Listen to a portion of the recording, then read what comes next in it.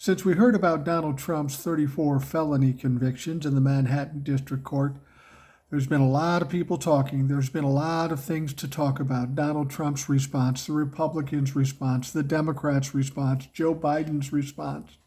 There's a lot of things stirring around here, and there's a lot to the story.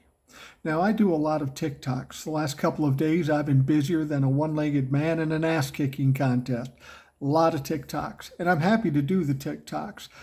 But I want to give you a tip. Sometimes we need a longer amount of time to explain circumstances and scenarios.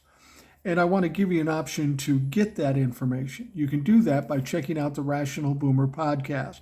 I do a show every night for about an hour, hour and a half. Sometimes I have listener guests on. I always do a lot of emails because listener input is important to me. But between now and the election, we all have to get up to speed with what's going on and how it's going to affect the election and this country. It's important that we're informed about that stuff. And that's why I want to encourage you to listen to the Rational Boomer podcast.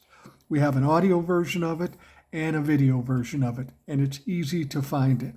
All you have to do is go to rationalboomer.com, and there are links to both audio and video podcast.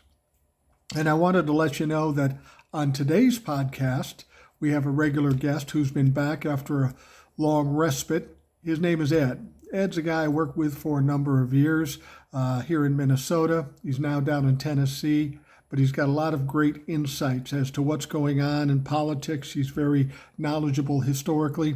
It's always a great show with Ed, and he's on the podcast today. So I ask you to check it out.